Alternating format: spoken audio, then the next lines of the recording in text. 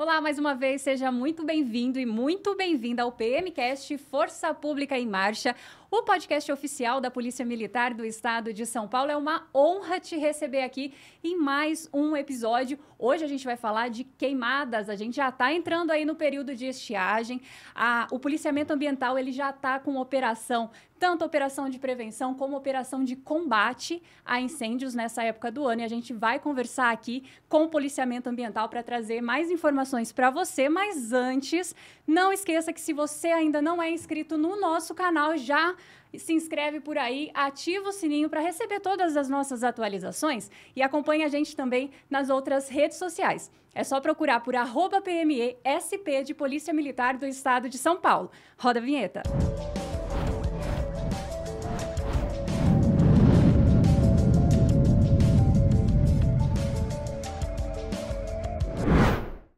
E a gente já começa agradecendo a Carijó Filmes por ceder esse estúdio, esse espaço aqui, para a gente poder levar cada vez mais informação até você. E hoje, para falar de queimadas, eu estou aqui com o Capitão Miorance, do 4º Batalhão de Policiamento Ambiental, e também o Capitão Ventrone, do 5º Batalhão de Polícia Ambiental, né? Sejam muito bem-vindos. Vou pedir primeiro, Capitão Miorance, pode se apresentar para quem está por aqui. Seja muito bem-vindo.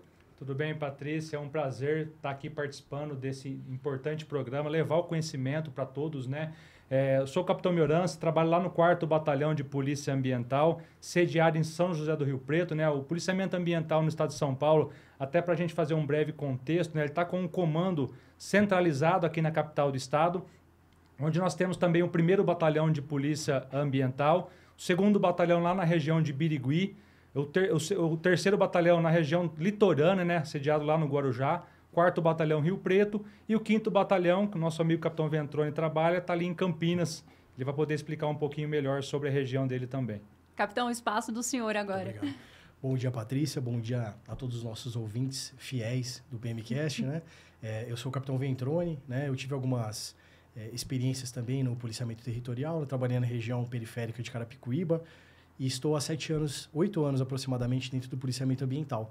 Tive a oportunidade de trabalhar pelo 2º Batalhão, o 1º Batalhão de Polícia Ambiental e atualmente estou pelo 5º Batalhão de Polícia Ambiental. Consegui vivenciar, então, uma realidade bem bacana aí da Polícia Ambiental dentro do estado. E a gente está falando de estado de São Paulo, que é um estado muito grande, né? E eu imagino que até para os senhores, enquanto policiamento ambiental, existem as peculiaridades aí de cada região. Como que a gente pode destacar isso? É um desafio, na verdade, né, pela dimensão do estado, né, 645 municípios, nós estamos em 5 batalhões, então a nossa área é bem grande, também bastante diversificada. E cada batalhão ambiental no estado de São Paulo, apesar de estar sobre o mesmo comando, tem a sua peculiaridade, né? Então, de acordo com as políticas regionais e também as atividades regionais, tem as suas demandas próprias, né? Eu costumo dizer que a Polícia Ambiental ela trabalha no ano dentro de períodos de sazonalidade, né? Então, a gente tem períodos importantes, marcantes, principalmente no interior, né? Então os batalhões de interior, o 2º, o 4º e o 5º Batalhão, trabalham muito com a questão da pesca, né? De águas interiores, e a gente tem um período importante, por exemplo, da Piracema, 4 meses ali de pesca restrita, que a gente trabalha muito dedicado a isso. Não que a gente não faça as outras atividades, mas os nossos esforços são voltados, né, para essa temática. Agora a gente está entrando, que é o nosso assunto principal de hoje, né, na Operação São Paulo Sem Fogo. Então é um período de estiagem, né, que começa agora, a Operação São Paulo Sem Fogo, na verdade, no Estado, né, isso política do governo do Estado, ela é dividida o ano todo, né, com ações preventivas, mas a gente já começou agora na ação efetiva mesmo de fiscalização de focos de incêndio. E aí outras demandas, né? Então, o Batalhão Litorâneo tem as suas demandas lá de pesca continental, São Paulo tem as suas demandas de invasões, né, de áreas de ocupação, né? Há muita preocupação também com o entorno aqui da capital, Serra do Mar, a parte de Mata Atlântica. Então, cada um com a sua temática própria aí, mas todo mundo imbuído do mesmo objetivo, que é a preservação do meio ambiente para toda a população paulista. E antes da gente entrar nesse assunto, né, de queimadas, de incêndio, desse período de estiagem, eu acho que é muito importante a gente falar de terminologias, né? Qual que é a diferença de queimada para incêndio? Ou é tudo a mesma coisa? Porque a gente vê que gera uma confusão mesmo sobre esse assunto. Perfeito. Com relação às terminologias, principalmente dentro da área do direito, né? A queimada, ela é uma terminologia mais juridicamente construída. por estar dentro dos nossos códigos florestais, né? E dentro da nossa lei de crimes ambientais. A parte de incêndios acaba sendo uma nomenclatura mais usual, né? Mais informal. Então, dentro dos nossos códigos, a gente tem dentro do fato típico, né? Das autuações ou dos crimes de meio ambiente, exatamente o termo do emprego ou uso de queimada, né? Propriamente dita. Então, eu acredito que a terminologia seja uma terminologia mais jurídica. E a queimada, em algum momento, existe essa abertura para que ela seja autorizada? É uma outra diferenciação também, Patrícia. Normalmente, quando a gente fala em queimada, dá uma ideia de alguma coisa que é autorizada. Então, por exemplo, eu tenho uma questão dos citros. Eu tenho algumas doenças que afetam a parte de citricultura no estado de São Paulo. E aí, se essa cultura for afetada por uma doença, é possível ter uma autorização para se fazer uma queimada. Então, o órgão ambiental, a Agência Ambiental no estado de São Paulo, a CETESB, ela autoriza aquele produtor que está sofrendo com esse risco, né, com essa contaminação, a fazer a eliminação da cultura dele através de uma queimada. Então, eu falei em queimada, dá uma ideia de alguma coisa que é autorizada. O incêndio já não. O incêndio, por outro lado, é um fogo descontrolado, de grandes proporções, normalmente que você não tem uma autorização, né? E ele acaba sendo aí o nosso foco principal de fiscalização justamente para combater esses incêndios florestais, principalmente. A queimada controlada, né? Ela é um instituto jurídico que está em andamento, né? Sim. Então, é muito contrário ao que muitos acreditam. Existem alguns tipos de cultivo que, sim, ainda existem a queima controlada, né? A gente estava até comentando aqui nos bastidores, né? Que a queima de cana de açúcar, ela não é mais autorizada, a queima controlada. Então, tem alguns restos de cultura de café, por exemplo, que dependendo do índice de umidade do ar, condizente com as autorizações dos órgãos competentes, é permitido, sim, o uso da queima controlada. Então, o objetivo, a gente percebe, né, que o legislador, ao longo do tempo, foi cada vez mais enrijecendo as normas, sim, com relação ao uso do fogo, né? E acreditamos que, num futuro aí, talvez breve, vai ser a extinção do uso do fogo ou qualquer tipo de emprego de queima controlada, né? A gente está vendo como isso vem reverberando, né, nos incêndios florestais de grandes proporções, principalmente que a gente teve no ano passado. A gente percebe, começa a chegar essa época do ano, já maio, junho, ali, julho, agosto, a gente já começa a ficar preocupado e mais atento a essa questão de queimadas, de incêndios de grandes proporções. Existe culturalmente, historicamente, o porquê de, nesse período, aumentar tanto? Isso, como o capitão Ventrone falou, essa questão da cultura do uso do fogo, principalmente para a nossa região do interior de São Paulo, está muito ligada à questão da cultura da cana-de-açúcar. Historicamente, lá no começo da cultura, a colheita era manual, né, feita por trabalhadores, né, com um facão. Então, para facilitar o trabalho desses trabalhadores, né, usava o fogo para fazer a despalha da cana. A cana-de-açúcar ela tem muita palha, então dificultava aquele trabalho de corte, também de transporte e processamento da cana. Então, era autorizado a fazer a queima controlada dessa cana-de-açúcar para eliminar a palha e facilitar esse corte e transporte. Por política do governo do estado, políticas ambientais, né, isso alinhado, né, com as convenções mundiais, foi sendo descontinuado o uso do fogo. Com isso, agregou a tecnologia. Então, hoje em dia, já não é mais autorizado o uso do fogo para disparo da cana. Até mesmo porque os maquinários, né, isso com altos investimentos, eles têm tecnologia para fazer a colheita da cana crua, né, lá no ambiente, separar a palha que não interessa e levar para a planta de produção da usina somente o que interessa, que é o caule da cana-de-açúcar. Então, isso acabou eliminando do processo o uso do fogo. Porém, culturalmente, ele está enraizado, principalmente na região do interior. E aí, como um hábito de muitos moradores para eliminar lixo, resto de poda, de folha lá do quintal, mas também dessas pessoas que viveram esse período do uso do fogo na cana-de-açúcar, né?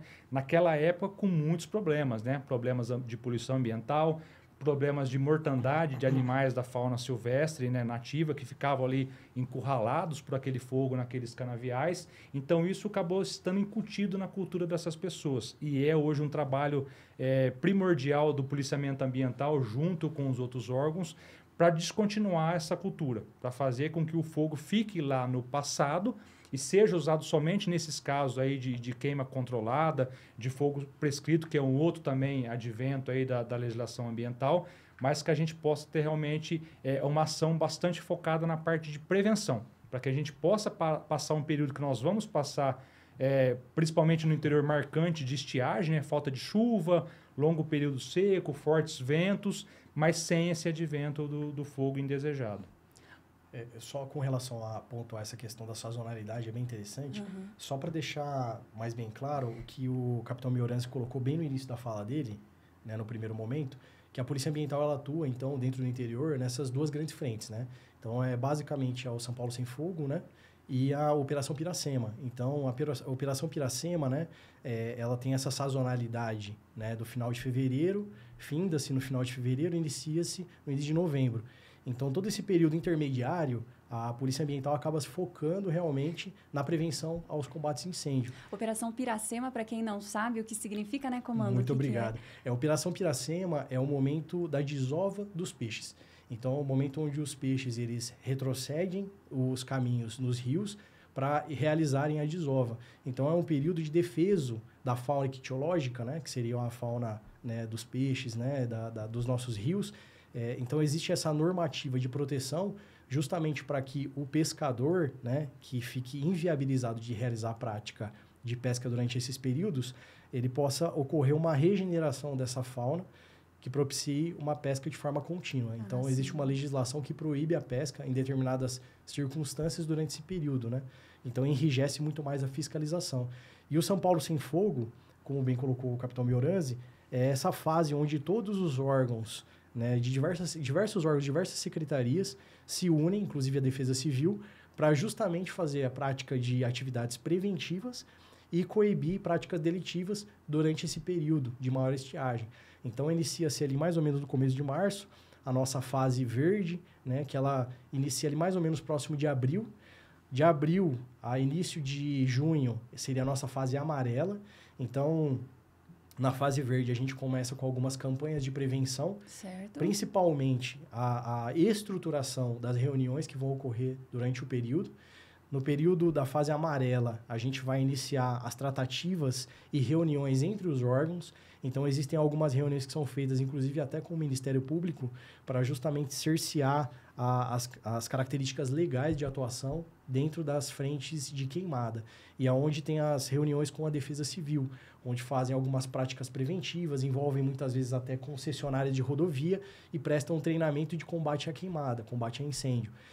E aí, no início da fase vermelha, é onde o bicho pega, né? E é onde realmente a gente tem esse aumento considerável dos focos de queimada. Mas é por conta do clima, que daí ele fica mais seco do que nos outros períodos? Ou... É justamente em virtude dessa sazonalidade anual, né? Desse rumo das estações. Né? A gente tem... É muito volátil, né? O que a gente teve no ano de 2024 foi realmente muito, muito, muito atípico, né? Alguns especialistas que eu tive contato, né, disseram até que esse ano seria muito mais tranquilo do que o ano de 2024, sempre que a gente tem um ano muito difícil de queimadas, o ano que se subsequente a esse, né, ele realmente acaba sendo um ano mais tranquilo. É o que a gente realmente espera. E nesses eventos do ano passado, que obviamente a gente acaba trazendo essas preocupações para o próximo período, né? Nesses eventos teve alguma peculiaridade, algum motivo que acabou ali realmente motivando o aumento e ter destacado tanto como foi? Bacana, Patrícia. É importante, eu vou aproveitar a tua pergunta também. A gente tem, o capitão Viatroni bem falou aqui, algumas reuniões, né? E dentro delas tem uma reunião com o próprio setor, que já há 12 anos a Polícia Ambiental faz isso, e esse ano teve a participação do Corpo de Bombeiros, Defesa Civil, Ministério Público, CETESB, e nessas reuniões justamente a gente faz essa análise do ano anterior. O que aconteceu, como foi, e justamente a gente acabou fazendo desse ano que passou, né, que foi bastante trágico para nós do ponto de vista de incêndios florestais, e a gente viu que, na verdade, mesmo fazendo todas as ações preventivas que a gente já vem há muitos anos fazendo, o setor está estruturado com equipes de combate, com planos de prevenção a incêndio, planos integrados, né, de auxílio mútuo. Então, várias ações preventivas, a gente ainda fica dependente das condições climáticas. Então, lógico, demanda muita consciência das pessoas, não fazer o uso indiscriminado do fogo, mesmo naquelas ações pequenas que é a pessoa colocando o fogo naquele montinho de folha lá, até ações grandes do uso do fogo em algumas culturas e pessoas ainda usando de forma inadequada. Mas a gente percebeu, nesse ano que foi trágico para nós de 2024, que nós ficamos dependentes do clima. Então, por quê? Muito tempo sem chuva ano passado. O período de estiagem ele já é, por si, um período que não tem chuva praticamente no interior do estado. Mas o ano passado não teve nada. Desde junho já começou um período sem chuva, julho não teve chuva, agosto não teve chuva, e com isso, sem chuva, vegetação toda seca, e também as culturas secam, falta de chuva, muito vento, umidade do ar baixa, todas as condições próprias para o avanço e o alastramento da queimada. Então a gente vê que a gente fica dependente dessas condições climáticas, e aí é o desafio. E por isso também preocupado, né, com essas questões, o governo do estado estruturou um gabinete, né, e está sendo feito um estudo, inclusive, para adotar outras medidas preventivas. Então, nós temos novidades para esse ano do ponto de vista aí de ações preventivas, inclusive uma legislação que já foi alterada, né, a Lei de Crimes Ambientais, a 9605 de 98, ela mudou, trazendo a previsão de uma infração própria para a falta de ações preventivas. Então, justamente para mostrar interesse e a preocupação de focar na prevenção, para que a gente não tenha eventos que nem nós tivemos o ano passado. E nós vamos ter agora, lógico, antes de fazer uma responsabilização, nós vamos ter uma estruturação de uma legislação no Estado de São Paulo com medidas preventivas, para obrigar todas as pessoas, independente da sua cultura, da sua atividade, da sua linha de atuação no meio agro-silvopastoril, adotar ações preventivas, para que aí sim a gente possa estar realmente estruturado para passar períodos que nem a gente passou o ano passado. E eu, enquanto cidadã, quais seriam as ações preventivas que no meu dia a dia ali eu poderia, além, claro, de não colocar ali fogo naquelas folhas secas, no lixo lá de casa? Aproveitando, inclusive, a fala do capitão Mioranzi, né, na região de Campinas, no ano de 2024, nós tivemos uma autuação de 6,5 milhões de reais em uma área de aproximadamente 900 campos de futebol. Né? Essa ação específica, eu conversei diretamente com os policiais, né, em questão, e eles interviram num indivíduo que estava ateando de forma criminosa. Posteriormente, por meio de investigações, foi concluído que esse indivíduo estava ligado, de fato, ao crime organizado.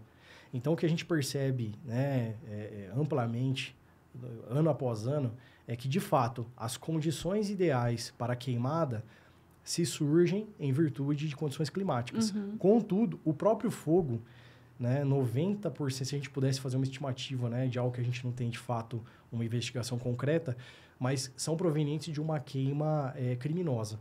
Certo. Então, ou seja, né, em área urbana, o indivíduo querendo limpar um terreno, aproveitar o momento de queimada, ou, muitas vezes, né, a famosa bituca de cigarro nas mediações de rodovia, ou algum indivíduo que, de repente, tem uma propriedade rural. Ele, muitas vezes, isso realmente é uma prática comum, ele inicia um fogo pela rodovia para descaracterizar o início de queimada na própria propriedade, que vai se alastrar para a propriedade dele e vai beneficiar ele de alguma forma pelo tipo de cultivo que ele tem. Então, assim, o que a gente realmente agora vai ser um primeiro de muitos chamados que a gente vai fazer para a população durante esse PMcast, né, para que concitem e liguem o 90, né, conforme o que o capitão Mioranzi colocou. Hoje a gente tem elementos jurídicos que vão suportar uma atuação direta na prevenção. Porém, a gente carece muito da caracterização do indivíduo infrator para conseguir vincular, né, o ato realizado com a conduta. Então, sem a identificação do indivíduo delituoso que está fazendo essa prática de queimada, a gente muitas vezes não consegue aplicar o auto de infração ou penalizar ele penalmente, realmente, né, por esse crime cometido. Então, a gente concita aqui, acredito que vão ter muitas oportunidades que a gente vai realmente trazer o público para ligar o 90 e trazer à luz informações acerca do fato. Sem a participação da nossa população, a gente realmente não consegue caminhar. Com certeza. E aí, se você me permite, para ser bem didático, né, você falou o que fazer, eu, cidadão comum, né? Primeiro, não usar o fogo de forma indiscriminada. Então, naquela situação que a gente já comentou aqui, colocar fogo naquele montinho de folha lá, isso você vai com certeza perder o controle e pode gerar um incêndio de grandes proporções. A gente vai começar agora no interior, principalmente do estado, né, as festas juninas. Então, é comum lá nas festas juninas o uso de fogueira, é tradicional, né? Então, vai fazer a fogueira, não é que é proibido fazer a fogueira, mas faça de forma criteriosa, no local que não tenha vegetação próxima, tomar cuidado com a questão de vento, então sempre com uma forma controlada. A gente tem também isso muito no interior dos pescadores, né, Ventrone? O pessoal vai pescar e costuma lá na beira do rio fazer um foguinho, vai fazer um churrasquinho, né? Vai fazer um momento de lazer. Então, não é que não pode fazer, mas faça de forma consciente, controlada, para que você não seja um causador de um incêndio de grande proporção.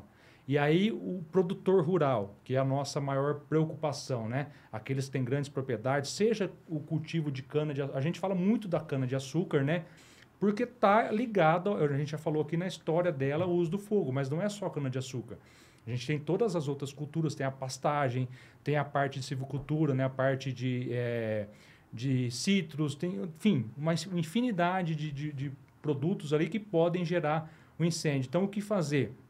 Principalmente aceros preventivos, equipes de combate, então desde um simples jumbinho, que é um equipamento pequeno que vai acoplado a um implemento agrícola, num trator, para fazer um pequeno combate, até grandes caminhões com brigadas de incêndio para prevenir o incêndio indesejado. Tudo isso para que a gente possa passar um período de estiagem com o menor impacto possível ao meio ambiente. Porque quando a gente tem um fogo, na verdade, todo mundo perde, né? Aconteceu um incêndio, eu vou ter para o proprietário rural prejuízo, porque ele vai perder a cultura, vai perder equipamento. Infelizmente, aí de forma mais trágica, a gente tem perdido vidas no interior do estado por conta de incêndios descontrolados, né, de grandes proporções. No ano passado, a gente viu muitas imagens, né, de pessoas sendo afetadas pelos incêndios, animais morrendo nesses incêndios. Então, assim, o prejuízo são para todos, né? A população, de forma geral, com a questão da saúde pública. Então, é necessário, a gente precisa, né, conforme o capitão Ventrone falou aqui, trazer a população, concitar, para que cada um faça a sua parte do ponto de vista de prevenção, e para aqueles que ainda insistem em desrespeitar e descumprir as regras, para que as pessoas também sejam um braço da Polícia Ambiental nessa fiscalização. Eu vou lá fazer o embate para quem está fazendo uso irregular do fogo, para quem está cometendo um crime ambiental de forma geral. Não, mas denuncie essa pessoa. Você é peça importante nesse tabuleiro para que a gente possa, de fato, fazer uma prevenção e passar um período aí de estiagem da forma menos impactante possível. E as pessoas, às vezes, ficam na dúvida, né? Para onde que eu denuncio para o policiamento ambiental? Mas é 190, é Polícia 190, Militar. Perfeito. Ao longo dos últimos anos, né, nós fomos trabalhando em cima dessa reestruturação. Até então, cada unidade fazia o registro da sua própria ocorrência, mas isso acabava gerando alguns tipos de transtorno. Então, muito bem elaborado pelo Coronel Navarro, né, juntamente com o Coronel Eglis, eles elaboraram a criação do Copom Ambiental, né, interligando todas as cabines.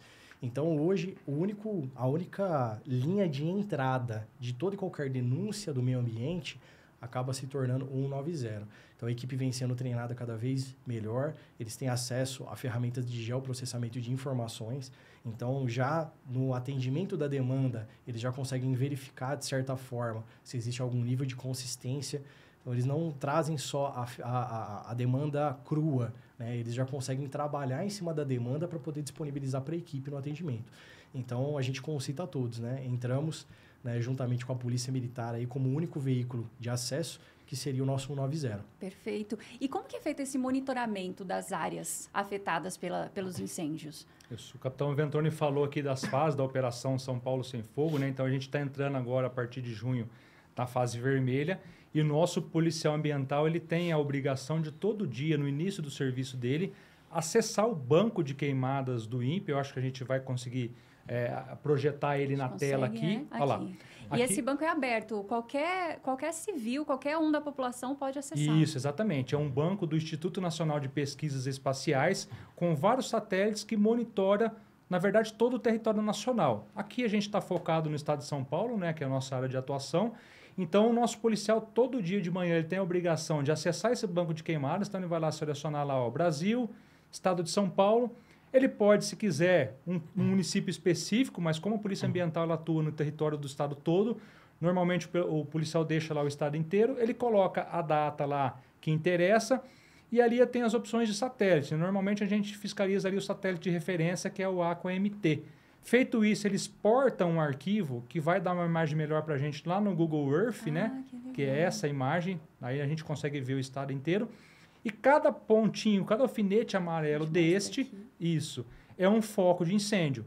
Então, o que ocorreu naquela data que ele fez a pesquisa. Normalmente ele entra de serviço hoje, pesquisa o dia anterior, para que ele possa ir lá dar atendimento a esse foco de incêndio. Então, nesse alfinete ali, ele consegue verificar a área que foi ali plotado um foco de incêndio, o momento que ele foi plotado. Então, por exemplo, essa imagem aqui é bem legal. Ó.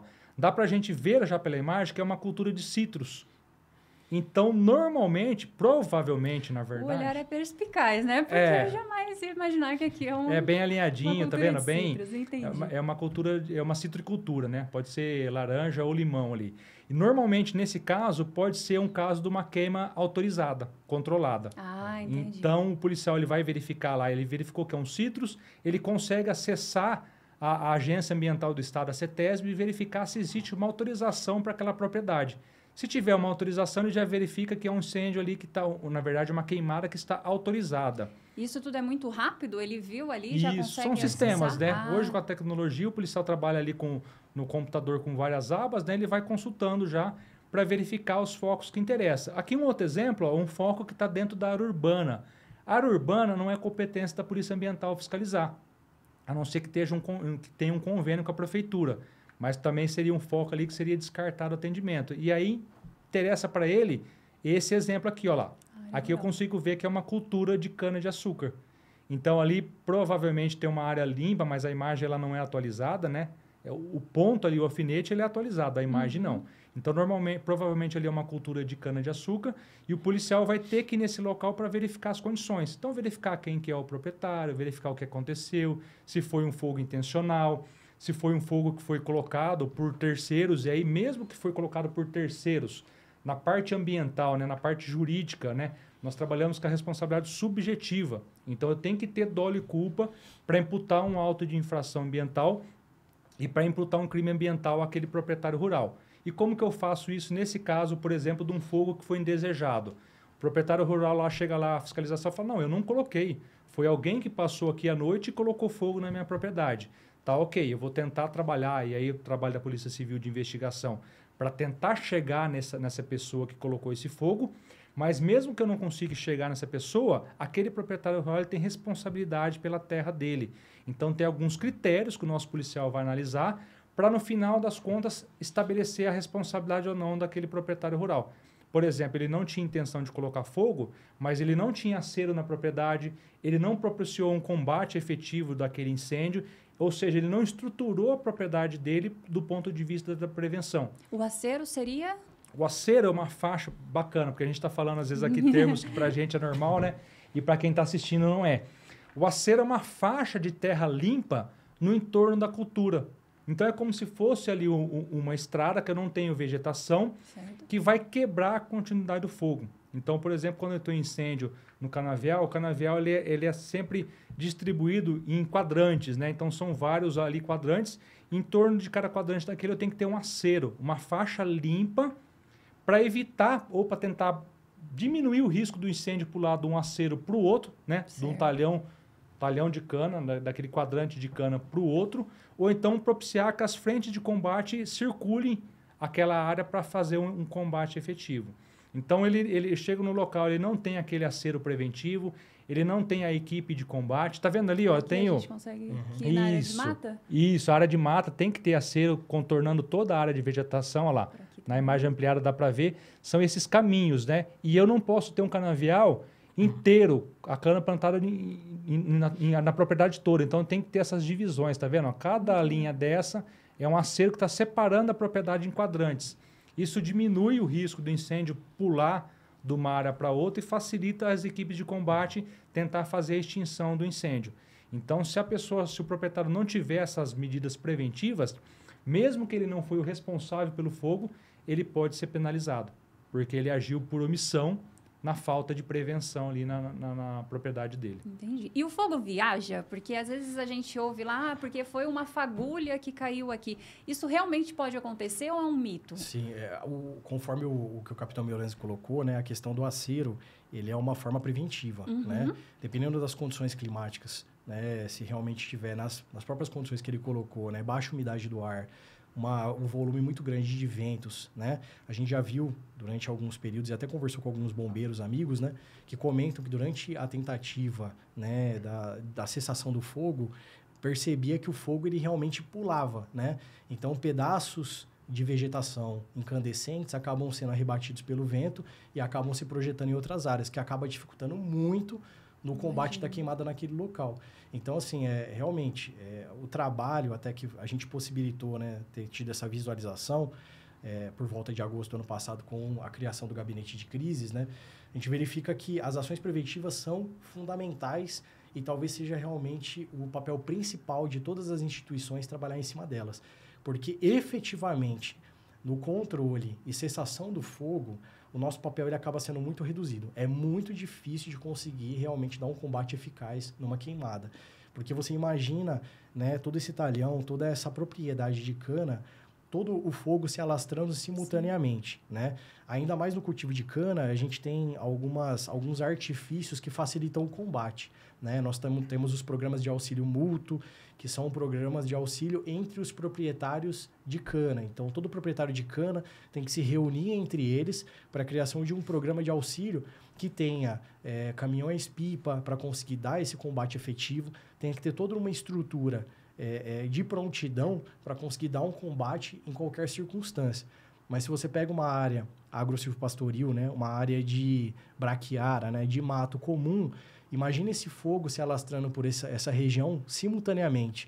E uma ou duas equipes de bombeiro tentando dar conta de apagar essa queimada. Então, assim, é humanamente impossível. Por isso que a gente precisa realmente do programa preventivo. E só aproveitando também o ensejo, né, o capitão Mioranzi colocou aqui da questão das projeções em imagens de satélite, né? A Polícia Militar Ambiental se reinventando já, acredito que desde uns 6, 7 anos para cá, né, vem utilizando as imagens de satélite como um princípio de ação. Então, conforme o capitão Mioranzi colocou, né, essa é a forma nossa de atuação. Então, o policial ele inicia o serviço verificando as condições das demandas que são colocadas para ele. Todas as demandas do policiamento ambiental, até inclusive algumas ocorrências de maus tratos por uso e conveniência, a gente tem uma plotagem, né, de latitude e longitude, onde o policial consegue ver exatamente o ponto onde foi cadastrada a demanda. Certo. É um pouco diferente do policiamento, né? Que a gente tem o logrador, aqui a gente tem as nossas coordenadas. Então, dentro da nossa administração, a gente tem uma seção técnica de geoprocessamento de informações. Então, a gente fica 2 a 3 policiais todos os dias percorrendo imagens de satélite o dia todo, nos quadrantes do estado, verificando, não sei se você conseguiria mostrar, mas no Google Earth a gente tem como fazer o lapso temporal. Então, ele vai verificando imagens de satélite anteriores e as do tempo atual para verificar onde ocorreu uma possível degradação ou não.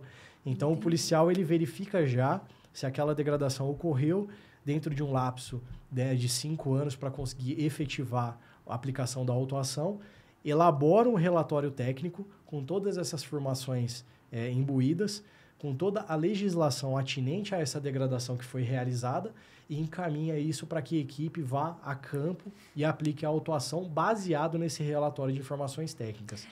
Dá para perceber que o trabalho dos senhores é muito em cima de dados, né, de informações que são coletadas aí pelos sistemas de inteligência também, principalmente. Perfeito, perfeito. A gente, nos últimos anos, vem aprimorando muito isso, né? Até tem o capitão Alonso, né?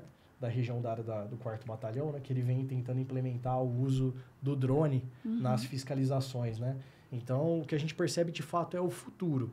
Existem alguns softwares, algumas secretarias que já estão implementando, por exemplo, o uso de informações de geoprocessamento com o uso da inteligência artificial. Então, se eu não me engano, hoje na Secretaria de Habitação Urbana, né, Habitação e Desenvolvimento, nós temos softwares que auxiliam na verificação de possíveis locais de desocupação. Então, quando vem aquele alerta da Defesa Civil de alguma calamidade numa determinada região, eles já têm plotado áreas, de acordo com anos anteriores, que sejam áreas críticas, já para ir direto no foco e conseguir fazer a liberação daquela população de lá. E essas ferramentas vêm sistematicamente sendo trazidas para o policiamento ambiental também. Então, eu acredito que dentro de pouco tempo a gente vai estar trabalhando também com a inteligência artificial nesse sentido. Até porque, né, aproveitando, Ventura, a Polícia Ambiental do Estado de São Paulo é uma das maiores forças de policiamento ambiental do mundo, né? Por conta da quantidade de efetivo que nós temos. Porém, o Estado é muito grande e a gente não consegue estar presente em todos os cantos do Estado de São Paulo. Por isso que o caminho é a tecnologia. A gente consegue, com menos policiais, fazer a identificação de áreas de interesse de fiscalização, de áreas que estão acontecendo naquele momento ou aconteceu uma degradação ambiental e direcionar o nosso policial para fazer um pronto atendimento naquela localidade.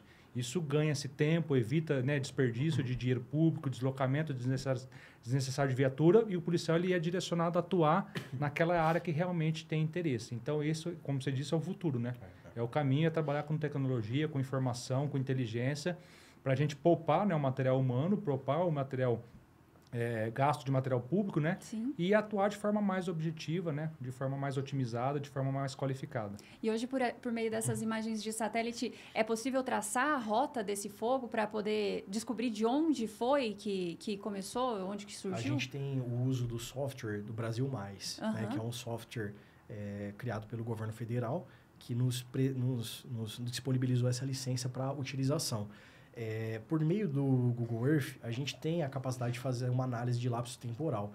Porém, esse lapso temporal acaba não sendo de forma acertada, né? Por ser um software livre, ele por vezes coloca de 15 dias, às vezes 30 dias, às vezes dá um lapso de um ano. Então, ele não tem uma certeza, né, da quantidade de fotos georreferenciadas que disponibiliza.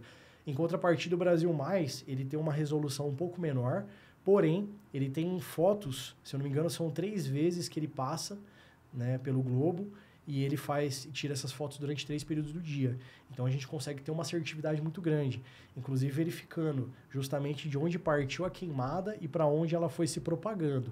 É óbvio que apenas por meio dessas imagens a gente não consegue responsabilizar o infrator, conforme o que o capitão Mioranzi colocou, né?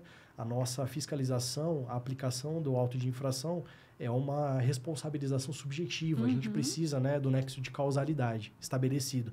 Porém, a gente já consegue ter um lastro, um andamento muito bom para iniciar a nossa fiscalização. Ele nos dá, né, o que a gente chama de cicatriz do fogo. Então, eu consigo ver, com base nessas imagens, com base na direção do vento, aonde o fogo começou e o caminho que ele percorreu ao longo desses períodos do dia. E aí a gente consegue ter essa cicatriz de toda a área que foi queimada. E aí, com base depois nas outras informações, né, no próprio deslocamento da equipe em campo, chegar numa responsabilização ou não daquele incêndio indesejado. E qual que é a penalidade para a pessoa lá que é comprovada que ela que foi a causadora desse incêndio? As penalidades variam de acordo com o tipo de vegetação. Então, se for uma vegetação rasteira, uma vegetação agro-silvopastoril que não tenha um nível de proteção adequado, então, por exemplo, uma vegetação de braquiara, né, de gramínea, a gente vai ter uma gradação de autuação. Se a gente tiver uma área de preservação permanente, que é praticamente um dos grandes focos, né, de preservação das legislações ambientais, a gente já vai ter uma graduação mais alta dessa autuação. E se essa vegetação for uma vegetação muito densa, a gente já tem um último grau de autuação para esse tipo de fiscalização. Então, de acordo com os meios que foram utilizados para fins de degradação, se for com o emprego do fogo, a gente vai ter um agravamento. Quanto mais preservada essa vegetação tiver, mais adensada ela tiver, maior vai ser também a valoração da autuação. Em regra, né, a autuação nossa é por hectare. Então, 1 hectare equivale a 10 mil metros quadrados. Só para o pessoal ter uma relação, um campo de futebol tem em média 7 mil metros quadrados, algo em torno disso. Então, 1 hectare é um pouco a mais do que um campo de futebol. Na parte agro-silvopastoril, hoje, em média, R$3 mil por hectare queimado. Né? Agora, quando vai para a vegetação nativa, aí a coisa começa a ficar um pouco mais complicada, porque cada estágio de vegetação tem uma proteção e tem um interesse maior de preservação. Então, um estágio inicial, por exemplo, ele começa ali com R$15.000, só que quando o dano a essa vegetação é pelo fogo, essa multa é dobrada. Então, de acordo com o tamanho da área atingida, de acordo com o estágio de vegetação, esse valor da multa ele é sendo estabelecido. E pode chegar a milhões, né? Que o comando trouxe o exemplo aqui de 6 milhões de autuação. Isso. Pode chegar a milhões e junto com isso também é importante, tem o crime ambiental. Então, não é só a infração. Tem a infração administrativa, a responsabilização ali pecuniária. Ele vai ter no processo ambiental a necessidade de fazer a recuperação daquela área, que ele vai ter que, junto ao órgão ambiental, firmar um termo de compromisso de recuperação ambiental para voltar, devolver aquela área de vegetação nativa ao estágio que ela estava antes de ser danificada, né? E também ele vai responder um processo crime por conta desse crime ambiental de dano a essa vegetação nativa. Então, é bem complexo. Perfeito. Só para pontuar bem o que o capitão colocou, o capitão Meoranzi, né? Até, mais uma vez, aí concitando a população, né? Quando você consegue identificar o infrator e passar para a polícia ambiental o infrator que efetivou a queimada, você não consegue apenas penalizar ele, né?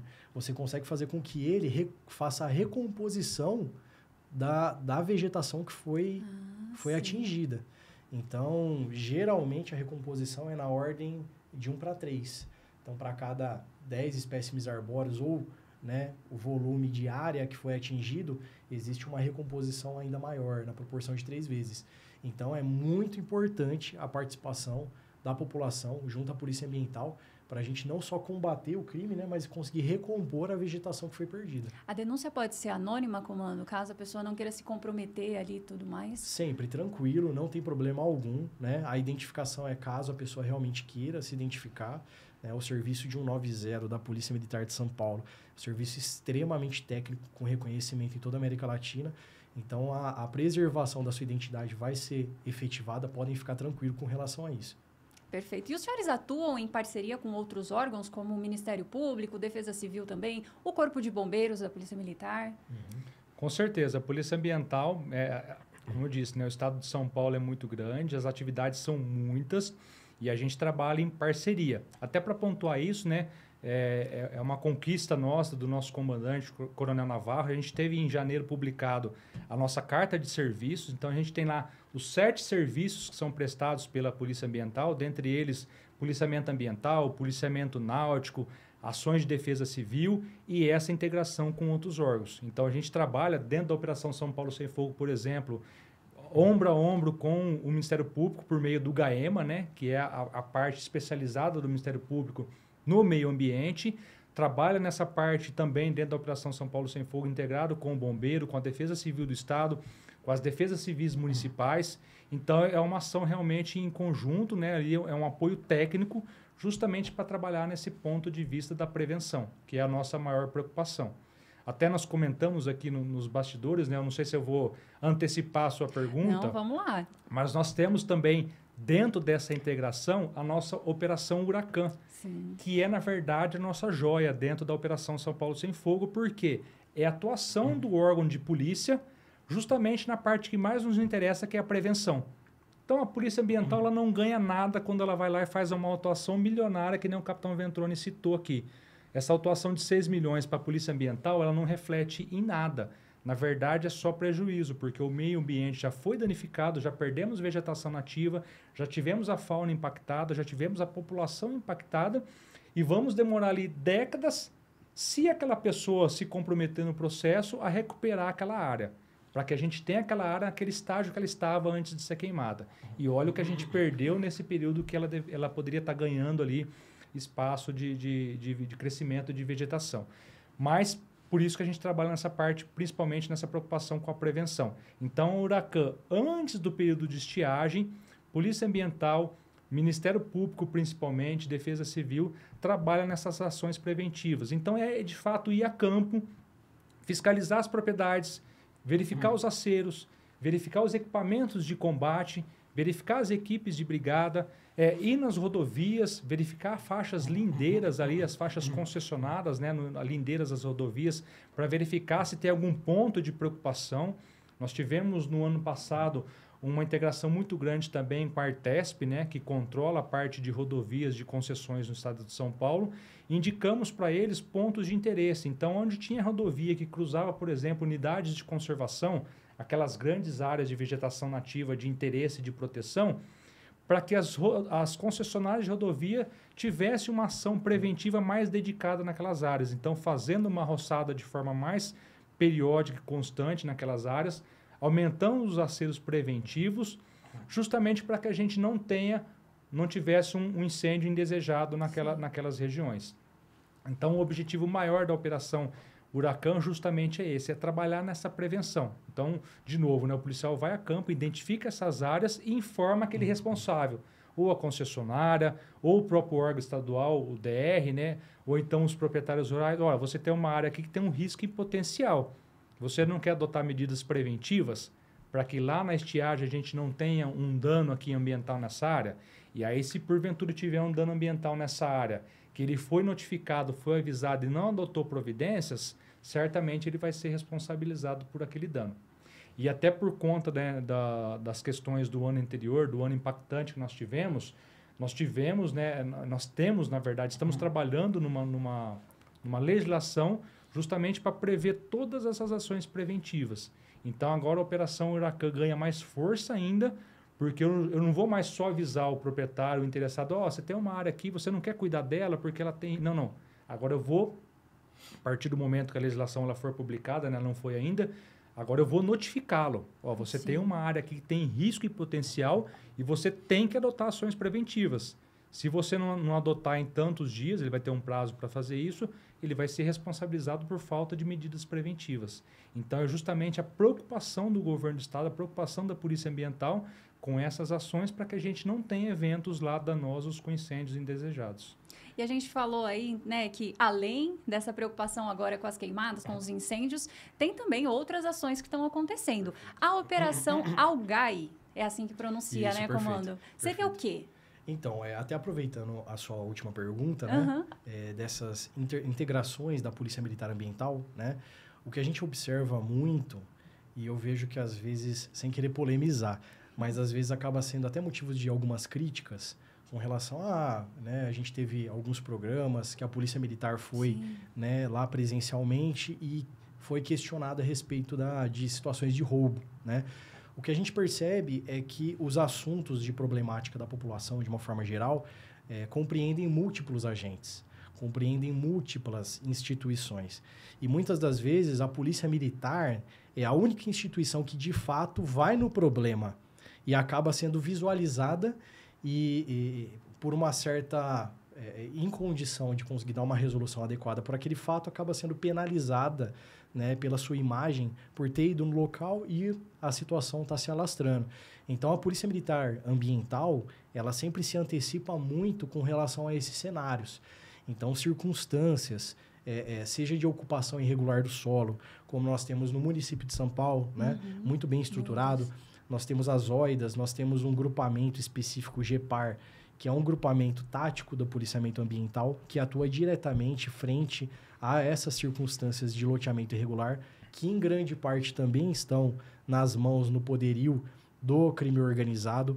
Então, nós reunimos diversos órgãos, tanto da Secretaria de Infraestrutura e Meio Ambiente, quanto o Ministério Público, quanto entidades civis que participam também das reuniões, para realmente chegar dentro de um consenso e verificar quais serão as nossas linhas de fiscalização, né? E nesse sentido, nós tivemos, em meados de março, né, nós tivemos algumas denúncias de que no interior do estado estaria tendo um processo de eutrofização do rio Tietê muito grande.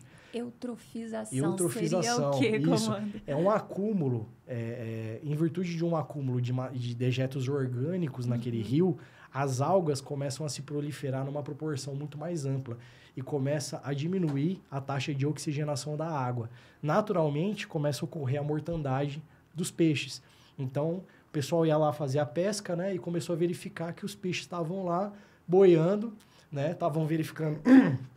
estavam verificando que o rio estava de sobremaneira muito esverdeado, que são todos casos característicos, né, sintomáticos de eutrofização. E diante desse cenário, né, verificado pela secretária da Secretaria de Infraestrutura e Meio Ambiente, concitou aos órgãos de meio ambiente que adotassem uma providência. E a Polícia Militar Ambiental, né, por meio do Coronel Navarro, prontamente já mobilizou as tropas para a verificação in loco e iniciou então a Operação Algai, que é justamente uma operação para o controle e análise, né, das situações de ocupação irregular, degradação ou qualquer tipo de supressão de vegetação que venha a prejudicar os estreitos do rio do Tietê, que se alongam por todo o estado. Então, cada unidade, né, conforme o capitão Mioranzi falou, nós temos diversas unidades dispersas pelo estado. Então, cada unidade, dentro da sua capacidade operativa, iniciou-se, então, uma tratativa a esse braço do rio dentro da sua área. Então, está sendo, né, uma operação fantástica do ponto de vista logístico, porque essa concentração de verificação de imagens de geoprocessamento iniciou-se, então, em todos os braços do rio Tietê. E a produtividade dessa operação está sendo fantástica. Realmente, assim, é muito interessante, muito bacana, a gente percebe, né? Pelo menos o que a gente percebe dentro da Secretaria de Infraestrutura e Meio Ambiente, né? Que onde tem algum braço da Polícia Militar, a gente realmente consegue fazer um trabalho diferenciado, né? Então, assim, em volume de fiscalizações, em volume de intervenções, em volume de policiais, né, de agentes do meio ambiente disponibilizados, a Polícia Militar Ambiental, ela tranquilamente está na vanguarda dessa operação. E ela evoluiu agora, né? Então, a Operação Algai seria uma operação centralizada dentro da Polícia Militar Ambiental, que compõe um grupo maior, que é o grupo de fiscalização integrada do Tietê. Esse grupo é composto por diversos órgãos da Secretaria de Infraestrutura e Meio Ambiente, né? CETESB, outros órgãos que cuidam diretamente com a qualidade das águas, que estão pensando, quebrando cabeça para a gente conseguir chegar dentro de um processo de limpeza de todo o rio Tietê que se estende pelo nosso território paulista. Importante a gente lembrar que cuidar do meio ambiente é o dever de cada um de nós, né? Então, muito legal ver essa força-tarefa. A gente está caminhando para o fim. Vou deixar o espaço aberto aqui para os senhores agradecer, primeiramente, né, a participação, o tempo dos senhores para a gente poder levar esse tipo de informação para o nosso público, mas a câmera eu vou deixar aberta para os senhores agora, para uma última mensagem aí para quem está assistindo a gente. Comando, pode começar. Eu vou aproveitar, Patrícia, a oportunidade. A gente já falou bastante isso entre linhas, mas é importante essa dúvida que eu acho que é da maioria. Polícia Militar Ambiental. Então, sim, somos polícia. A Polícia Ambiental trabalha bastante na parte também de prevenção primária de crimes. Então, a gente atua hoje, basicamente, no estado de São Paulo, na região do interior. A Polícia Ambiental é a que está mais presente na fiscalização e no patrulhamento das áreas rurais. Então, a gente tem hoje a comunidade rural que está sendo muitas vezes impactada pelo crime organizado, por ações, né, locais, e a Polícia Ambiental é a que consegue se fazer presente pela forma de atuação, pelo conhecimento da área rural. Então, contem com a Polícia Militar Ambiental também nessas questões de crime comum, né? Então, somos partes da Polícia Militar do Estado de São Paulo, uma parte especializada, mas a gente não perde a nossa raiz de atuação nesse problema que afeta todos, né, que é o crime de forma geral. Então, nós temos um trabalho bastante interessante no interior das patrulhas rurais, né, muito ligado na questão do agro sustentável, na proteção do homem do campo, fazendo justamente esse cinturão de proteção rural no interior do estado de São Paulo. Então, dentro de todas as outras atividades especializadas, a gente também se preocupa com essa questão da segurança pública de forma geral da população. É um prazer participar com vocês aqui. A gente está sempre disponível para trazer esclarecimentos, para trazer o trabalho, para trazer informação para todos, e contem sempre com a Polícia Militar Ambiental. Capitão Ventroni, o espaço é do senhor. É uma satisfação enorme poder estar aqui no PMcast, né? A gente percebe a evolução da comunicação social dentro da Polícia Militar, é fantástico. Eu sou um entusiasta realmente, sou apaixonado pela Polícia Militar Ambiental, né? E eu vejo que nós viemos percorrendo um caminho de crescimento institucional em tecnologia e procedimentos muito grande, né? Então, a área que a gente consegue dar uma cobertura com qualidade hoje é fantástica. E eu acho que como último grande recado que eu gostaria de trazer para a população é que a gente precisa muito da ajuda da nossa população paulista para continuar fazendo o nosso trabalho. Então, saibam vocês que a Polícia Militar Ambiental, atuando diretamente frente aos crimes do meio ambiente, nós estamos diretamente cuidando dos recursos hídricos do seu município, né? A gente muitas vezes vê o animalzinho, a maritaca, né? A gente vê um corte de árvore, mas como que isso realmente se resume na minha qualidade de vida? Exato. Então, indiretamente, todo o crime ambiental afeta a nossa qualidade de vida, né? A gente estava aqui muito bem falando, né, do Rio Tietê, a gente sabe as condições do Rio Tietê no município de São Paulo, então nós estamos dentro de um caminho, né, que eu acredito muito que com esse aumento de tecnologia, empenho e capacidade técnica, a gente vai chegar num resultado maravilhoso para a população. Então, agradeço mais uma vez, né, o PMcast, a toda a equipe da comunicação social da polícia, que vem fazendo um trabalho sensacional, e nos colocamos à disposição, né, para sanar eventuais dúvidas. Estamos à disposição de uma forma geral, né? E não se esqueçam, 190 é o nosso canal oficial de comunicação. É isso mesmo. Mais uma vez, muito obrigada. Foi um prazer receber os senhores aqui. Hoje o nosso assunto principal foi essa questão das queimadas, dos incêndios nessa época do ano. Mas se você ficou curioso, quer conhecer mais o trabalho do policiamento ambiental, a gente tem um episódio especial aqui falando só de policiamento ambiental. Então é só procurar ali na nossa playlist do PMcast que você vai ficar por dentro de tudo. Lembrando mais uma vez que se você ainda não segue a Polícia Militar nas redes sociais, é só procurar lá, @PMESP de Polícia Militar do Estado de São Paulo. E a gente se vê no próximo episódio.